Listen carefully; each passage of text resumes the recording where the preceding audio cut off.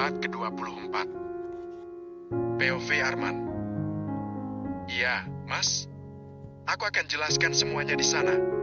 Kita sama-sama harus bisa menjelaskan pada orang tuaku. Bagaimana bisa aku di sini bersama Pak Wira? Dan bagaimana bisa kamu ke sini bersama wanita ini? Satu lagi, kamu juga harus bisa menjelaskan kenapa bisa diantar jemput oleh wanita seperti dia. This is Nia Plan. Dick, bagaimana Nia bisa tahu jika aku sering pergi dan dijemput oleh Intan? Kenapa sekarang jadi aku yang harus menjelaskan semuanya? Apa maksud kamu? Tanyaku menatapnya garang. Kamu tahu sendiri maksud aku, Mas. Ingat ya, aku tidak bodoh. Kita buktikan nanti di rumah Abi dan Umi siapa sebenarnya yang bersalah. Setelah mengatakan itu, Naya langsung pergi dengan tas di punggungnya. Juga laki-laki tadi mengikuti dari belakang. Apa-apaan ini? Seharusnya di sini aku yang marah. Bukan malah Naya yang memperlakukan aku seperti ini. Padahal yang ketahuan selingkuh itu dia, bukan aku. Aku mengepalkan tangan dengan kuat. Sebisa mungkin aku harus bisa meredam emosi yang kini diubun-ubun. Bedepah, kamu nggak apa-apa, Mas? Tanya Intan sambil memegang lenganku. Aku tahu maksud Intan itu baik. Dia hanya ingin aku bisa mengontrol emosi. Makanya dia bersikap lembut seperti ini, bukan malah seperti Nea, yang malah memerhatikan laki-laki lain. Aku nggak apa-apa. Lebih baik kita pulang sekarang. Ajakku pada Intan yang masih setia di sampingku. Dan aku aja yang nyetir. Kamu sedang tidak baik-baik saja. Ucap Intan. Ketika kami keluar dari cafe, aku masih bisa melihat Naya yang pulang sendiri menggunakan mobilku. Mobil yang sangat aku sayang dan aku rawat dengan baik. Awas saja, jika nanti sudah bertemu di rumah Abi dan Umi. Kamu akan berlutut dan meminta maaf padaku. Dan juga akan menangis darah jika aku mengancam akan menceraikan kamu. Dir, ponselku berdering dari tadi. Tapi aku abaikan saja. Pikiranku sedang kalut, hatiku bergemuruh hebat. Tapi aku masih penasaran sama laki-laki itu. Siapa dia? Kenapa Nia sepertinya lebih membelah dia daripada aku? Seharusnya aku yang dia belah. Aku yang seharusnya lebih berharga. Jadi jika aku marah seperti tadi harusnya dia meminta maaf. Mas, ponsel kamu dari tadi bunyi terus. Kamu angkat dulu, siapa tahu penting. Ucap Intan padaku. Bentar. Aku mengambil ponsel yang berada di saku celana. Kemudian melihat ada panggilan dari kantor. Sial, aku sudah pergi lebih dari 1 jam. Dengan gemetar, aku menerima telepon tersebut dan siap dengan makian dari Pak Bagas. Halo? Ucapku gugup. Kamu di mana? Ini sudah lebih dari 1 jam. Kamu mau izin keluar sebentar atau mau keluar selamanya dari perusahaan saya? Suara itu, aku kenal dan sangat hafal. Pak Bagas sangat marah karena aku keluar sangat lama. Padahal aku cuma izin mau beli obat di apotik samping kantor. Maaf, Pak. Saya masih di apotik. Saya sakit. Aku berusaha membuat alasan agar dia tidak marah lagi. Kembali sekarang atau kamu saya pecat. Pekerjaan kamu terbengkalai. Saya nggak mau rugi.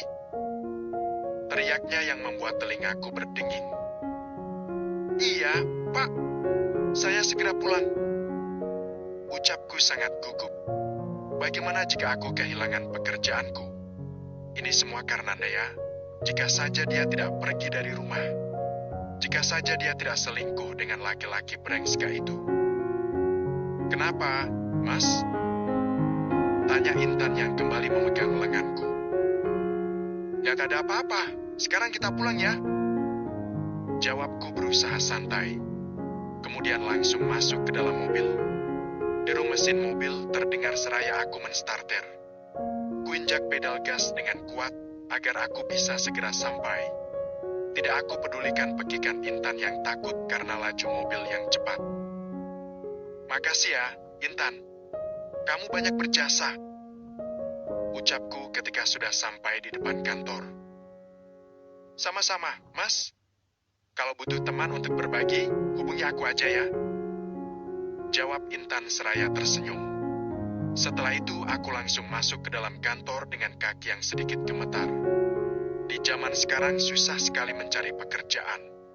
Apalagi dengan gaji tinggi, walaupun Pak Bagas kejam dan mulutnya pedas. Tapi bekerja di sini menjadi impian bagi semua orang. Gajinya di atas rata-rata. Man, lo dipanggil tuh sama Pak Bagas. Ucap Sri sekretaris Pak Bagas. Padahal baru saja aku mendudukkan pantat di kursi kerja. Hatiku mulai resah tidak karuan. Akankah aku dipecat? Tolong hamba Tuhan. Tok, tok, tok. Aku mengetuk pintu ruangan Pak Bagas dengan hati-hati. Andai saja dia amnesia dan tidak ingat lagi dengan kejadian hari ini. Masuk. Klek. Aku membuka gagang pintu dan masuk ke dalam ruangan itu dengan menunduk. Keringatku seakan mengalir membasahi baju, seakan AC di ruangan ini tidak berfungsi dengan baik. Dari mana kamu? Tanya Pak Bagas. Aku masih menunduk. Tidak berani melihat ke arahnya yang seperti singa betina baru saja melahirkan. Saya dari apotik, Pak. Saya di sana sakit perut. Jawabku memberi alasan. Tidak lupa aku memegang perutku yang tidak sakit agar Pak Bagas percaya. Padahal yang sakit bukan di perut, tapi hati. Tega kamu, Nea. Ini semua gara-gara kamu. Bohong, dia tadi pergi ke kafe. Sela seseorang yang berada di belakangku. Dia duduk santai di sana, di sofa tempat Pak Bagas biasanya menerima tamu penting. Mataku terbelalak melihat siapa yang ada di sana. Dia duduk dengan santai, tidak lupa senyum sinis itu terukir dari wajahnya yang memuakan. Ingin rasanya aku berlari ke arahnya dan menonjok wajah itu. Kamu! Ucapanku tertahan di tenggorokan. Dengan hati yang panas aku menghampiri laki-laki itu. Kurang ajar, laki-laki brengsek kamu! Bentakku sambil memegang kerah baju laki-laki itu. Bukannya takut, dia malah tertawa melihatku. Kurang saja ya. Berhenti! Hentikan sikap bodoh kamu itu, Arman! Teriak Pak Bagas berusaha melerai pertikaian kami. Dia bahkan menarik tanganku dari kerah baju laki-laki itu dan menyuruhku untuk duduk dulu untuk membicarakan hal ini dengan baik-baik. Laki-laki itu masih tersenyum sinis melihatku. Dia bahkan kembali duduk dengan gaya santainya. Di depan Nia saja dia berlagak sok polos, tapi di sini dia menunjukkan sikap yang membuat hatiku semakin panas. Sebenarnya apa yang terjadi? Tadi kamu izin pada saya untuk pergi ke apotik membeli obat. Kenapa sekarang malah begini? Tanya Pak Bagas membuka pembicaraan. Dia terlihat bijak sekarang. Aku masih penasaran siapa laki-laki ini. Hingga mampu membuat Pak Bagas berbicara sok bijak seperti ini. Biasanya dia akan berteriak-teriak atau membentak. Maaf sebelumnya, Pak. Saya memang rencananya mau beli obat di apotik. Tapi pas sampai di bawah, saya menerima pesan dari adik saya. Jika istri saya sedang selingkuh dengan laki-laki lain. Hal itu membuat saya kalut, hati saya panas. Makanya saya lupa meminta izin lagi pada Pak Bagas. Saya pergi ke sana untuk memastikan langsung apa yang dikatakan oleh adik saya. Aku berusaha menjelaskan agar Pak Bagas mengerti perasaanku. Saat ini memang aku sedang butuh dimengerti. Aku butuh seseorang untuk menumpahkan semua beban yang ada di pikiran dan hatiku. Terus, benar istri kamu selingkuh? Tanya Pak Bagas lagi menatapku tajam. Benar, Pak. Dan laki-laki itu dia. Jawabku sambil menunjuk ke arah laki-laki di depanku. Pandangan Pak Bagas beralih menatap laki-laki itu, kemudian kembali menatapku. Kamu yakin mereka selingkuh? Tanya Pak Bagas lagi padaku. Dia seakan ragu dengan semua kesaksianku. Aku merasa terpojokkan, padahal di sini jelas-jelas aku yang korban. Aku yang telah dikhianati, aku juga yang tersakiti. Tapi kenapa malah semua orang seakan membelandaya? Yakin 1000% saya, Pak. Apalagi akhir-akhir ini istri saya itu berubah. Dia tidak lagi peduli pada saya, bahkan sekarang dia memutuskan untuk pulang ke rumah orang tuanya. Jelasku lagi. Padahal aku tidak ingin semua orang tahu tentang masalah rumah tanggaku. Tapi apa boleh buat, aku harus membuat Pak Bagas percaya padaku. Kamu tahu siapa laki-laki ini? Tanya Pak Bagas sambil menunjuk laki-laki yang masih sok keren itu. Aku hanya menggeleng tanpa bersuara. Aku masih kesal. Dia itu anak saya, calon penerus perusahaan saya, tempat kamu bekerja. Dek, ketika istri berhenti peduli. Part ke-25. POV Arman. Yakin 1000% saya, Pak. Apalagi akhir-akhir ini istri saya itu berubah. Dia tidak lagi peduli pada saya, bahkan sekarang dia memutuskan untuk pulang ke rumah orang tuanya. Jelasku lagi. Padahal aku tidak ingin semua orang tahu tentang masalah rumah tanggaku. Tapi apa boleh buat, aku harus membuat Pak Bagas percaya padaku. Kamu tahu siapa laki-laki ini? Tanya Pak Bagas sambil menunjuk laki-laki yang masih sok keren itu. Aku hanya menggeleng tanpa bersuara. Aku masih kesal. Dia itu anak saya, calon penerus perusahaan saya, tempat kamu bekerja. Dek, maaf, Pak, saya tidak mengerti. Ucapku gugup. Nafasku seakan terhenti saat ini juga. Rasanya bumi berhenti berputar pada porosnya. Dia Ajun Prawira. Anak saya, keluarga Prawira. Kamu mengerti sekarang? Tanya Pak Bagas padaku setelah menjelaskan untuk kedua kalinya. Aku menelan ludah yang terasa kering. Kenapa aku menjadi mendadak pusing seperti ini? Aku kehabisan kata, tidak tahu mau bilang apa lagi. Dia yang kamu permalukan tadi, tanpa bukti yang akurat, tanpa menanyakan penjelasan. Tegas Pak Bagas lagi sambil menunjuk ke arahku. Kenapa ini seperti bumerang, padahal di sini aku yang menjadi korban. Tapi, Pak, apalagi coba namanya kalau bukan selingkuh. Mereka duduk hanya berdua di sana. Ujarku membelah diri. Aku tidak terima di pojokan seperti ini. Bagaimanapun di sini akulah yang pihak yang dirugikan. Buktinya apa saya selingkuh sama istri Anda? Tanya laki-laki itu membuka suara. Pandanganku kini mengarah padanya. Wajah itu kaku, dingin seperti es.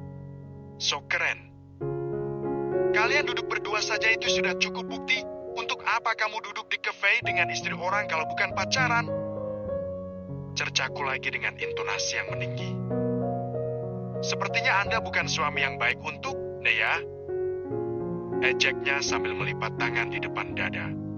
Dia menyunggingkan senyum meremehkan. Keterlaluan, mentang-mentang anak bos. Anda tidak berhak menilai saya suami yang baik atau tidak untuk Nea. Siapa Anda beraninya menilai saya? Tantangku sambil menunjuk ke arahnya. Aku terlanjur kesal, tidak lagi aku pedulikan Pak Bagas yang melepas kacamatanya. Lalu memicit pelipisnya. Saya mungkin bukan siapa-siapa.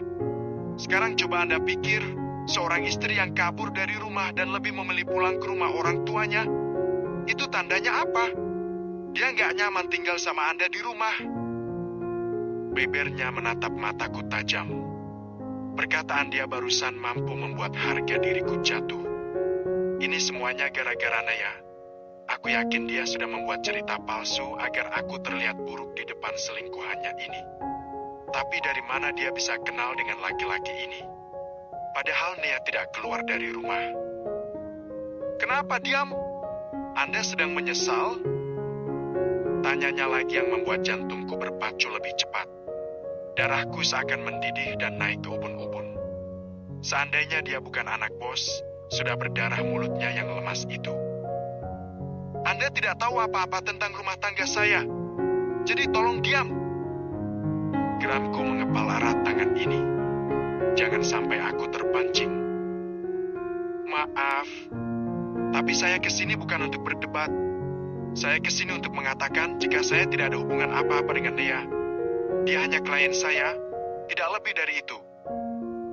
Ucapnya menjelaskan setelah hening beberapa saat.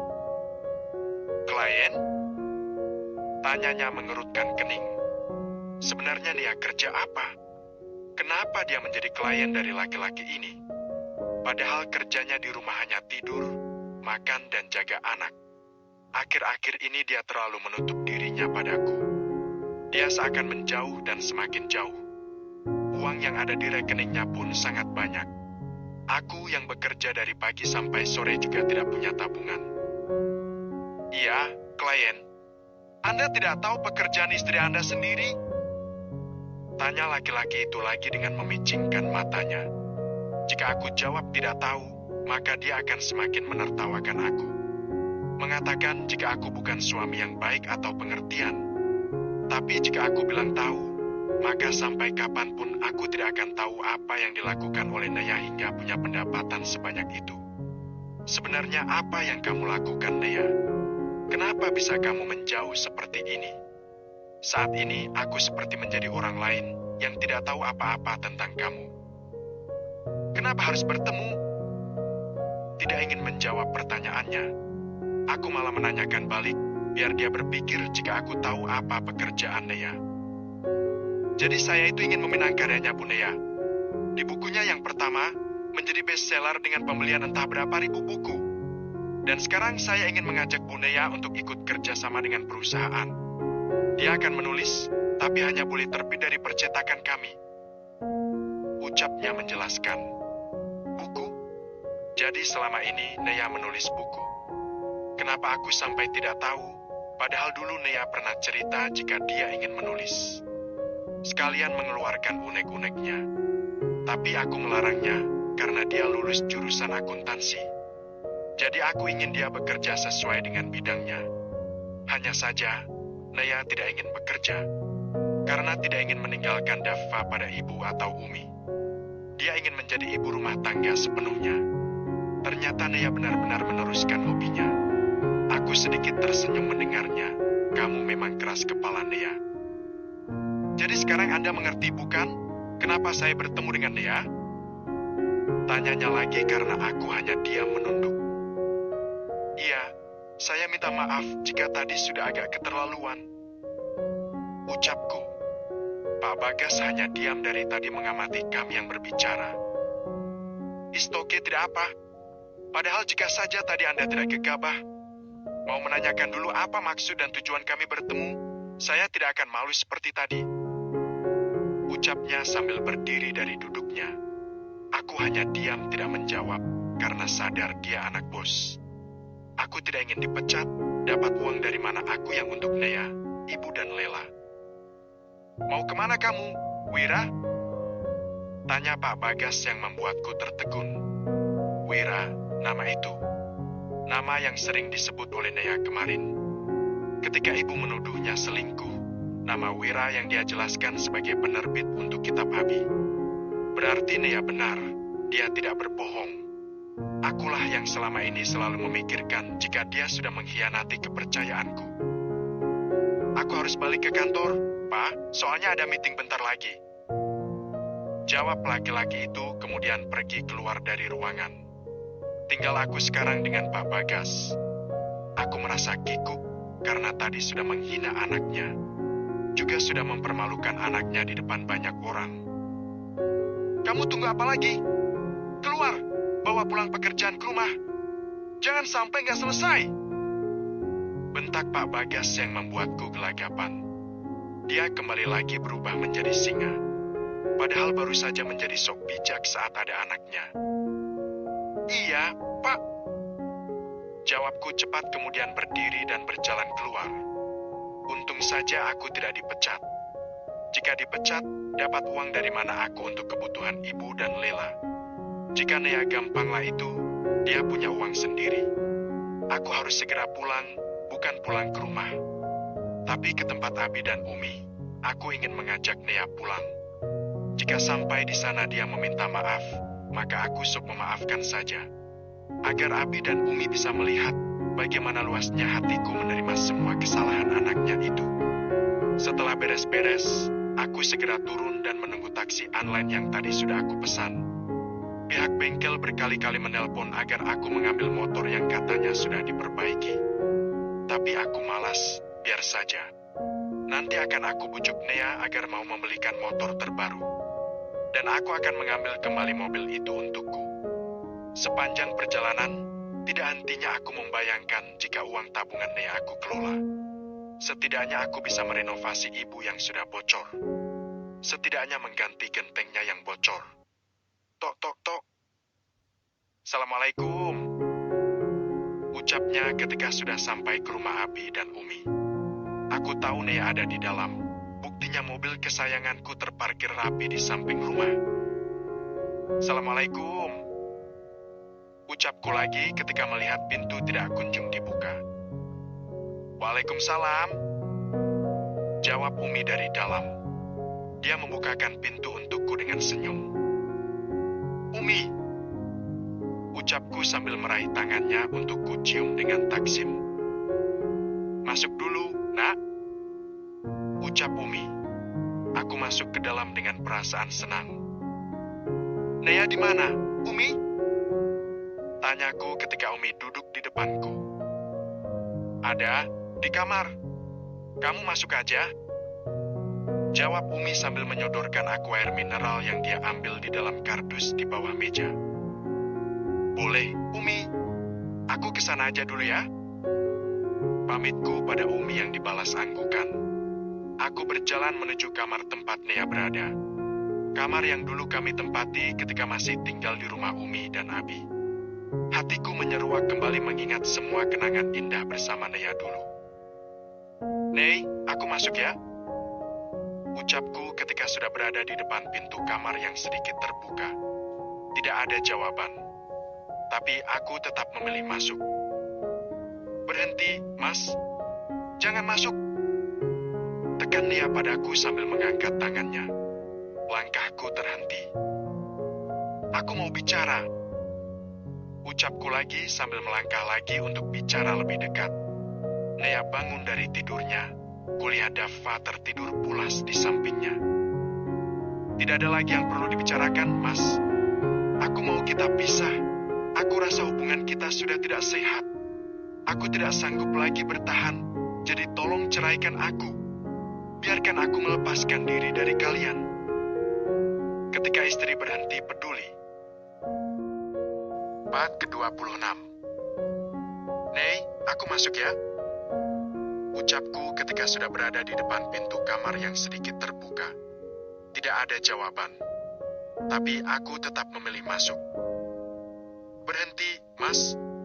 Jangan masuk. Tekan Nea padaku sambil mengangkat tangannya. Langkahku terhenti. Aku mau bicara.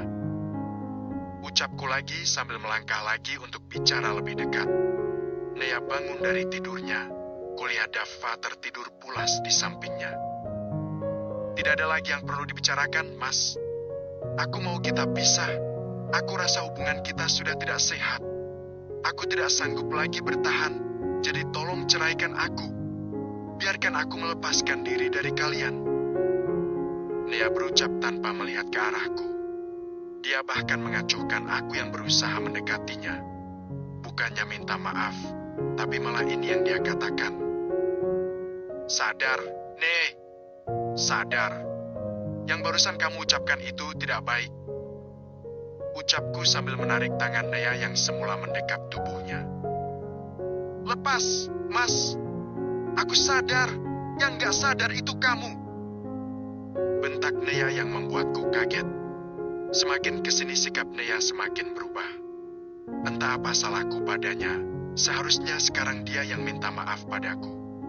Bukannya minta cerai. Keluarlah, kita bicarakan hal ini di depan Umi. Aku berusaha menarik tangan Nea agar mau keluar. Di mana Umi sedang membaca kitabnya. Aku yakin Umi akan membelaku dan menyuruh Nea untuk menarik kata-katanya barusan. Sampai kapanpun aku menceraikan Nea. Karena memang aku merasa tidak salah. Aku juga yakin sudah menjadi suami yang bertanggung jawab atas dia dan Dava. Nafkah tiap bulan aku kasih, nafkah batin terpenuhi. Apa alasan Nea mau menggugat cerai? Nea berjalan di depanku. Dia sama sekali tidak mau aku gandeng. Seakan aku adalah orang lain baginya, padahal saat ini aku masih sah menjadi suaminya.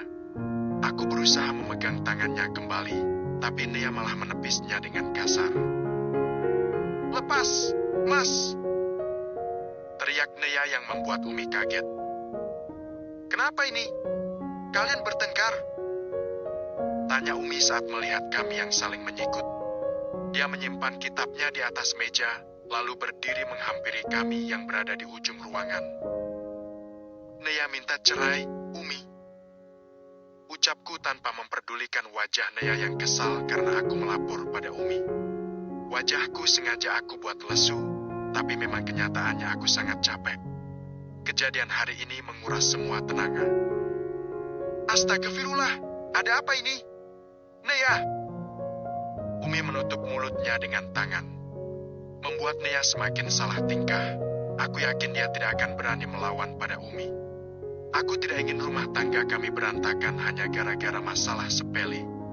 Nea masih diam. Dia memilih ujung jilbab yang dia gunakan. Umi berusaha memegang pundak Nea dan menyuruhnya duduk. Aku pun ikut duduk bersama dengan mereka. Hanya saja aku memilih duduk berhadapan dengan Nea juga Umi. "Kenapa, Unaya? Kita kan sudah sepakat semalam untuk..." "Hah?" Umi menghembuskan nafasnya kasar. "Untuk apa? Kenapa Umi memotong pembicaraannya sendiri?" Bahu Nea bergetar. Aku yakin dia menangis sekarang. Kenapa semuanya jadi begini? Padahal seharusnya dia yang meminta maaf padaku. Tapi keadaan menjadi berbalik seakan sekarang aku yang menjadi tersangka. "Nea udah gak kuat, Umi," jawab Nea dengan isak tangisnya.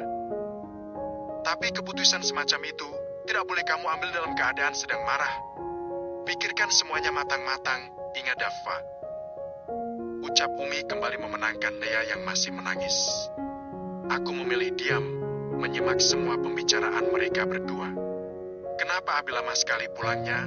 Seharusnya ada Abi lagi yang membelaku. Nea menatapku tajam sambil menghapus air matanya kasar. Aku hanya bisa membalas tatapan matanya itu dengan tatapan penuh tanya. "Kenapa?" "Mas, aku udah gak sanggup hidup dengan kamu. Tolong, lepaskan aku," ucap Nea bergetar.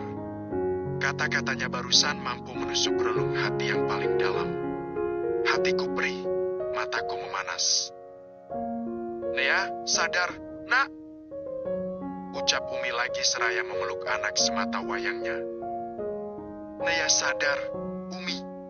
Yang gak sadar itu Mas Arman," ucap Nea sambil menunjuk ke arahku. "Maksud kamu apa, Nei?" "Aku sadar, aku sedang tidak bermimpi," tegasku kesal. Dari tadi dia selalu mengatakan bahwa aku tidak sadar. Padahal aku sadar sesadar-sadarnya. "Nak Arman, ada yang ingin Umi bicarakan? Ini tentang siapa Nak Arman sebenarnya?" ujar Umi seraya melepaskan pelukannya pada Nea. Kulihat Nea hanya diam tidak bersuara. Dia bahkan tidak melihatku dengan baik. Tatapannya malah mengarah ke jendela. "Maksud Umi gimana ya?" tanyaku bingung. Karena aku tidak mengerti kemana arah tujuan pembicaraan ini. "Sebentar," pamit Umi. Dia berjalan menuju rak buku yang biasanya dipakai untuk menyimpan kitab. Lalu mengambil sebuah kotak kayu yang usang, lalu berjalan lagi ke arah kami. Otakku terus menerka-nerka apa yang akan Umi sampaikan. Umi duduk kembali di tempat semula. Aku hanya diam memperhatikan gerak-gerik Umi yang membuatku semakin penasaran. Lalu Umi mengambil 2 lembar yang ketebak adalah foto. Setelah ditatapnya foto itu untuk beberapa saat, akhirnya dia menyodorkan foto itu padaku. Aku masih diam tidak bersuara.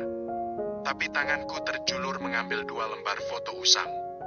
Di sana ada 3 wanita yang berjilbab besar, berfoto bersama sambil tersenyum ke arah kamera. Aku tidak mengenali siapa para wanita ini. Kemudian mataku bergantian melihat foto satunya lagi. ada sebuah keluarga kecil yang sedang menggendong bayi. Tapi seakan ada yang aneh, aku seperti mengenali laki-laki yang merangkul pundak wanita di sampingnya. Mereka tersenyum bahagia di sana. "Ini ayah, Umi?" Tanyaku pada Umi sambil menunjukkan foto laki-laki tadi. "Iya, ingatanmu bagus," jawab Umi sambil tersenyum. Mataku memanas, aku sangat terharu bisa kembali melihat foto ayah. Karena di rumah, ibu membakar semua foto ayah. Katanya foto orang yang sudah meninggal sebaiknya jangan dipajang. Karena akan menimbulkan rindu bagi kita yang masih hidup. Ada sesuatu yang tertahan di dalam hati. Rasanya sangat berat. "Ayah, aku rindu. Sekarang aku sudah besar, ayah. Aku sedang menjalani kehidupan yang berat. Pundakku seakan goyah ketika cobaan menerpa. Ayah, aku sangat rindu. Aku berusaha untuk tidak menangis, malu rasanya. Tapi rasa rinduku memang tidak bisa ditahan lagi. Ayah meninggal saat aku berumur 10 tahun. Jadi bisa dipastikan bagaimana aku harus hidup berat dari kecil. Sekolah sambil bekerja menjadi buruh pasar. Padahal dulu anak-anak seusiaku masih bermain dengan gembira. Tapi aku harus bekerja banting tulang. Kata ibu aku kalau menjadi laki-laki jangan manja. Karena ayah sudah tidak ada, maka semua tanggung jawab dialihkan ke pundakku. "Tapi ini siapa, Umi?" Tanyaku lagi pada Umi sambil menunjuk lagi pada foto.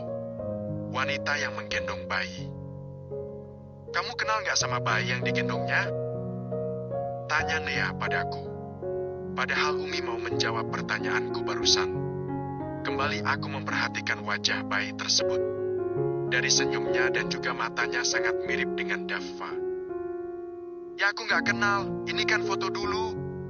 Tapi kalau aku lihat-lihat kayak mirip Daffa, sih." Aku menjawab dengan ragu-ragu, takut salah jawab lagi. "Jelas mirip, itu ayahnya Daffa," jawab Umi sambil tersenyum. Kembali aku melihat foto tersebut, senyumku terukir karena tahu jika bayi di foto ini adalah diriku sendiri. Tapi kenapa aku malah digendong oleh wanita ini? Harusnya yang menggendongku adalah ibu. Karena ini adalah foto keluarga. Apa ayah punya istri lain selain ibu? Atau jangan-jangan, entah mengapa, tanganku kembali lagi mengambil foto wanita bertiga itu. Wanita yang di tengah-tengah ini sangat mirip dengan wanita yang menggendongku ketika kecil. "Umi, aku butuh penjelasan," ujarku pada Umi. "Arman, wanita yang menggendong kamu itu namanya Narsi," jawab Umi lalu kembali terdiam. "Narsi, aku pernah mendengar nama itu. Tapi siapa? Nea pernah menanyakan nama itu padaku. Aku juga pernah mendengar ibu mengucapkan nama Narsi ketika dulu bertengkar dengan Empo Katik." "Narsi? Siapa dia, Umi? Aku benar-benar bingung. Padahal tadinya aku kesini mau menyelesaikan masalahku dengan Nea," ucapku. "Sudah saatnya Mas Arman tahu, Umi, agar dia tidak masuk terlalu dalam ke jurang hitam," balas Nea yang membuatku semakin bingung. "Wanita yang menggendong kamu di situ adalah ibu kandungmu. Wanita yang mengandung dan melahirkan kamu," jawab Umi yang membuat dadaku bergemuruh hebat. Badanku terasa kaku dan sama sekali tidak bisa digerakkan. Kenyataan apa lagi ini? Kenapa kejadian dan kenyataan ini seperti drama yang sering ditonton oleh Naya ketika di rumah? Ibuku? Lalu yang selama ini aku panggil ibu siapa? Ketika istri berhenti peduli. Part ke-27. POV Arman. "Sudah saatnya Mas Arman tahu, Umi, agar dia tidak masuk terlalu dalam ke jurang hitam," balas Nea yang membuatku semakin bingung. "Wanita yang menggendong kamu di situ adalah ibu kandungmu. Wanita yang mengandung dan melahirkan kamu," jawab Umi yang membuat dadaku bergemuruh hebat. Badanku terasa kaku dan sama sekali tidak bisa digerakkan. Kenyataan apa lagi ini? Kenapa kejadian dan kenyataan ini seperti drama yang sering ditonton oleh Naya ketika di rumah? Ibuku? Lalu yang selama ini aku panggil ibu siapa? Tolong jelaskan maksud Umi gimana? Aku benar-benar bingung sekarang. Ucapku gamang. Bagaimana tidak? Umurku sudah 30 tapi aku baru tahu kenyataan tentang diriku. Dengar baik-baik. Wanita dalam foto ini namanya Narsi. Dia adalah ibu kandung kamu. Dan wanita yang selama ini kamu panggil ibu adalah ibu tiri kamu. Jelas Umi sambil menunjuk ke arah wanita yang ada di dalam foto. Wanita yang dikatakan oleh Umi adalah ibu kandungku. Aku meremas rambut frustasi. Bagaimana bisa selama ini aku tidak tahu siapa ibu kandungku sendiri? Bagaimana bisa selama ini aku menjadi anak yang tidak pernah mendoakan ibuku sendiri? Umi tidak bohong kan? Tanyaku dengan mata memanas. Air mataku hampir keluar dari sarangnya. Tidak, Arman. Inilah kenyataan yang harus kamu ketahui. Jawab Umi meyakinkanku. Tapi kenapa selama ini Umi tega menyembunyikan ini semua? Kenapa kalian tega? Tanyaku dengan air mata yang menganak sungai. Benar-benar sesak dadaku mendengar kenyataan ini. Maafkan, Umi. Tapi dulu ketika kamu ingin menikah dengan Nea, ibu tiri kamu datang ke sini. Dia mengatakan jika tidak setuju Nea menjadi menantunya. Dia juga mengancam jika Umi membongkar rahasianya. Dia akan membuat Nea dalam bahaya. Umi tidak mau itu terjadi. Jawab Umi sedikit menunduk. Aku masih bingung dengan ini semua. Dulu, waktu kamu kecil, pernah Umi sama Abi ingin membawa kamu pergi, setidaknya belajar di pesantren ini. Tapi Umi dipelet sampai muntah darah. Alhamdulillah nyawa Umi bisa diselamatkan. Lanjut Umi lagi yang membuatku terkejut. Tidak mungkin, Umi. Umi bohong kan? Tidak mungkin ibu sejahat itu. Sanggahku yang membuat Nea mencebik. Aku menatapnya bingung. Apa Nea juga sudah tahu tentang hal ini? Kenapa dia diam saja? Terserah kamu mau percaya atau tidak, Mas. Kami hanya ingin membuka mata kamu yang sudah hitam itu. Sahut Nea dengan tangan di depan dada. Terus, sekarang di mana ibuku? Bu Narsi? Tanyaku pada Umi tanpa menghiraukan ucapan Nea. Dia sudah lama meninggal. Dulu ibumu, Umi dan Empok Atik bersahabat. Tetapi ibumu langsung menikah ketika kami sudah lulus SMA. Ibumu bahagia karena menikah dengan lelaki yang baik dan bertanggung jawab. Hanya saja, ada yang iri atas kebahagiaan mereka, yaitu ibu yang kamu panggil sekarang. Dia menyantet Bu Narsi hingga tidak bisa bangun lagi. Jadi ayahmu bingung bagaimana merawat kamu yang masih bayi. Makanya ayah kamu menikah dengan pembantunya sendiri, yaitu ibu yang kamu panggil sekarang. Jelas Umi yang membuat tubuhku gemetar. Ibuku disantet? Jika kamu tidak percaya pada Umi, tidak apa, kamu bisa menanyakan pada Empok Atik untuk lebih jelasnya. Aku mengepalkan tangan dengan kuat. Ada rasa sakit di dalam sini yang tidak mampu aku jelaskan. Ada rasa perih yang membuatku tertatih. Bagaimana ini bisa terjadi? Aku meremas dada dengan kuat. Rasanya ada sesuatu yang mengganjal di sana hingga membuatku susah untuk bernafas. Bagaimana bisa selama ini aku menyayangi orang yang sudah membunuh ibuku sendiri? Bahkan aku rela bertaruh nyawa untuknya. Untuk orang yang sudah menghilang nyawa ibuku. Bahkan aku sangat memprioritaskan semuanya pada wanita itu.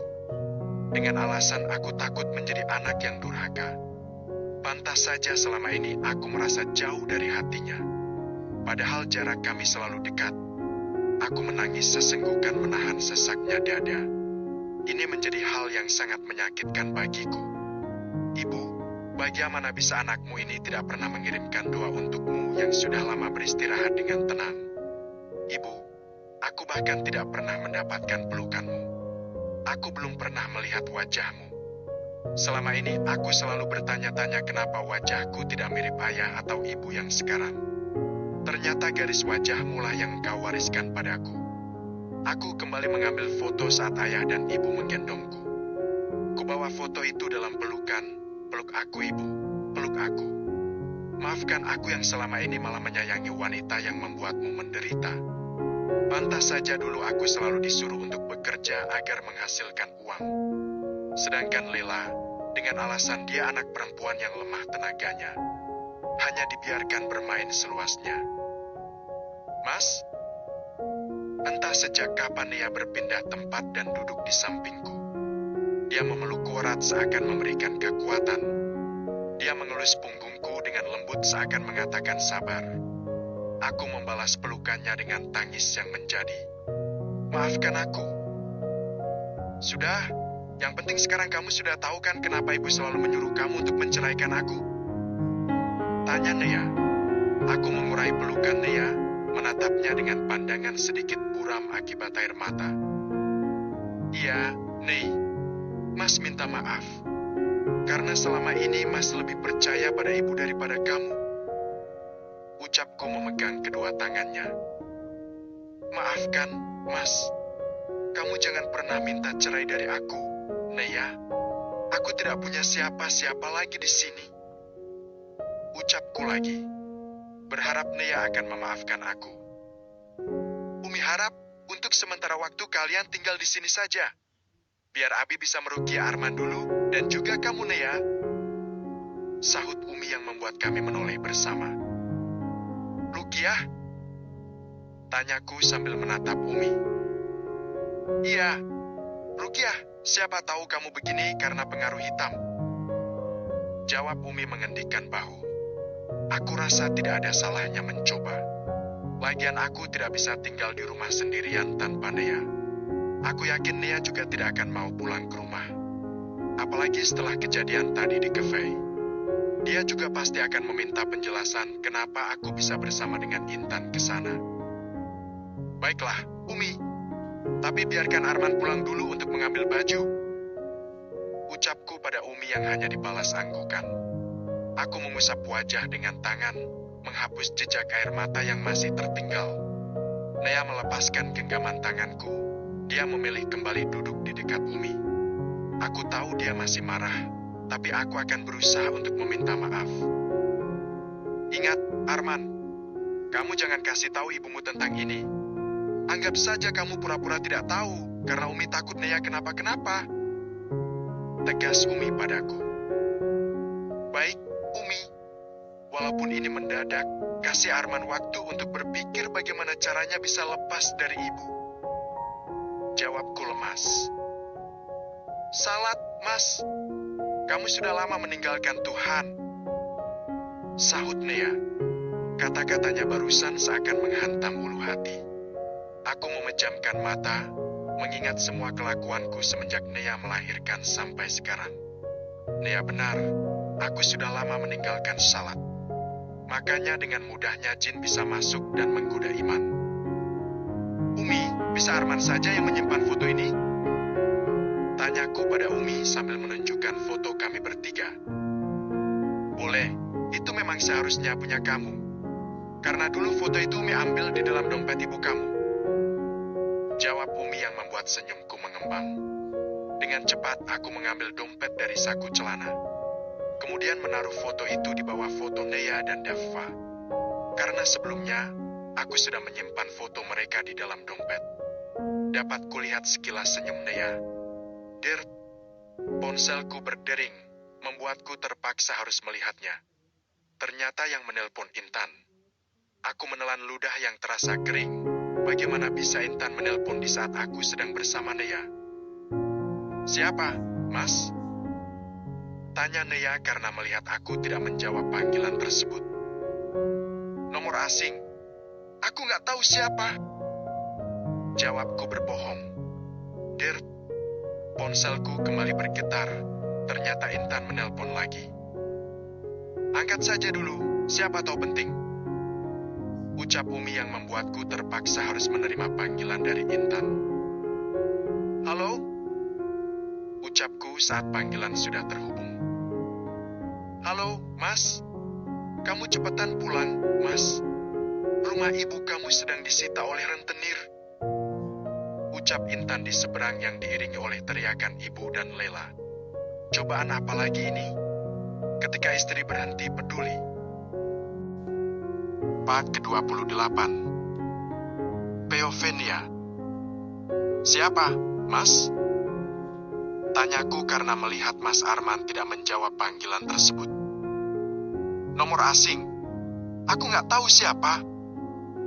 Jawabnya yang kembali menyimpan ponsel di atas meja. Der, ponselnya kembali bergetar. Ternyata nomor itu menelpon lagi. Angkat saja dulu, siapa tahu penting. Ucap Umi yang membuat Mas Arman terpaksa harus menerima panggilan itu. Halo? Apa? Astagfirullah, aku pulang sekarang.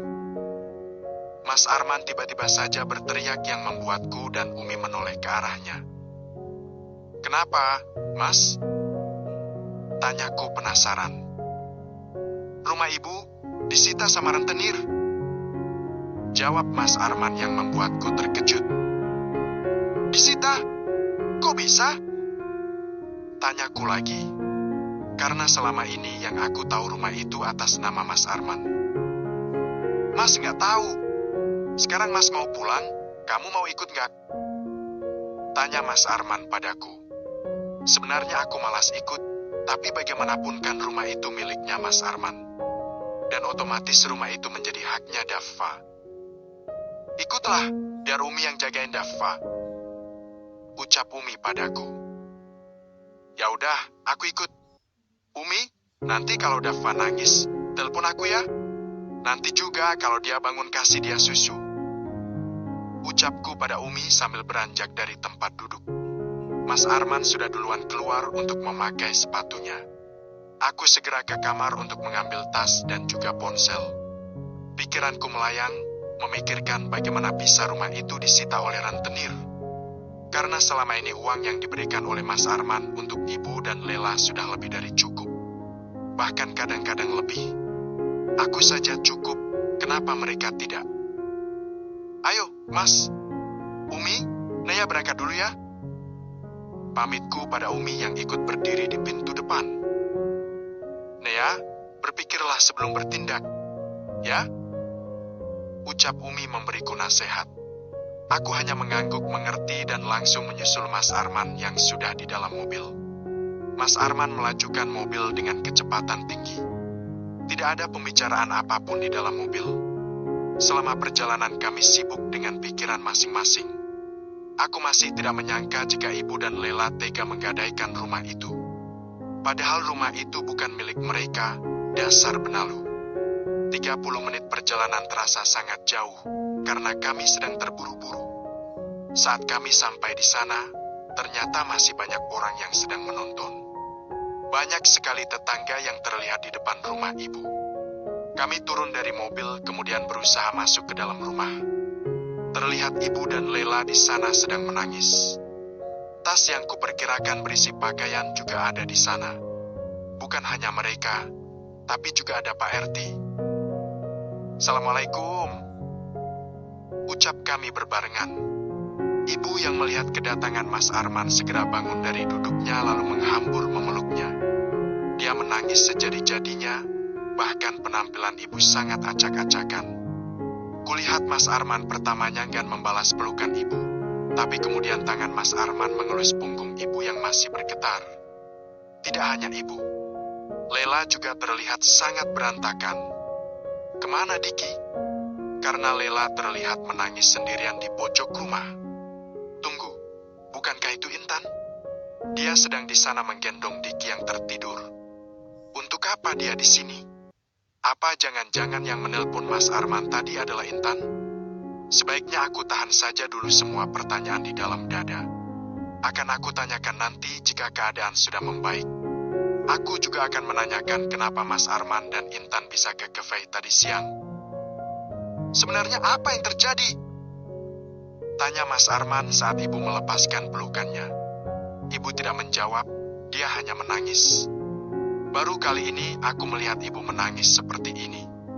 Jika hanya rumah yang disita, sepertinya ibu tidak akan menangis seperti ini. Arman, sebaiknya kita duduk dulu di dalam dan membicarakannya baik-baik. Ucap Pak RT yang menghampiri kami.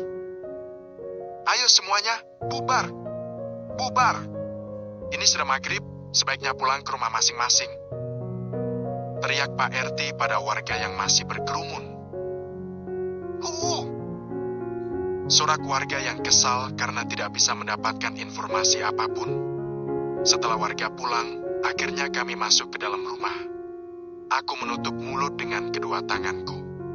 Melihat kondisi rumah yang berantakan, persis seperti kapal pecah. Ibu masuk dipapah oleh Mas Arman. Begitu juga Intan, dia dipapah oleh Intan yang masih menggendong Diki. Ada rasa perih saat melihat Intan di sini. Aku memilih berdiri di ujung sofa, sedangkan ibu dan Intan duduk di sofa. Begitu juga dengan Mas Arman. "Misi!" ucap Intan sinis kemudian melewatiku dengan menepis bahuku kasar. Saat aku membalas tatapannya, dia malah menyunggingkan senyum sinisnya padaku. Andai saja keadaan tidak segenting ini, sudah aku jambak rambutnya itu. Dia berjalan dengan angkuh dan masuk ke dalam kamar. Entah itu kamar siapa, karena aku tidak pernah ke rumah ini. Setelah beberapa saat, Intan keluar lagi sendirian. Mungkin itu kamar Lela, karena Intan menidurkan Diki di kamar itu. Dia berjalan lagi lewat di depanku. Kemudian duduk pas di samping Mas Arman. Membuatku semakin geram. Mas Arman yang menyadari jika aku tidak suka dengan kondisi seperti ini. Dia bangkit kemudian memilih duduk di sofa yang dekat dengan aku berdiri. Intan mencebik mulutnya karena Mas Arman memilih pindah dari sampingnya. Sekarang suasana menjadi hening. Kami menunggu Pak RT masuk. Katanya Pak RT sedang menunggu kedatangan orang yang menyita rumah ini. Sekitar 5 menit menunggu, akhirnya ada suara ribut-ribut dari luar. "Assalamualaikum," ucap Pak RT yang membuat kami semua menoleh. "Waalaikumsalam," jawab kami serempak. Pak RT masuk ke dalam rumah bersama dengan 2 orang lainnya. Yang satu perempuan, yang satu lagi laki-laki. Aku mendekap mulut dengan kedua tangan. Aku seakan tidak percaya dengan siapa yang aku lihat. Itu Herman, suaminya Lela. Dia datang ke rumah ini dengan menggandeng mesra wanita yang kutafsir umurnya sekitar 45 tahun.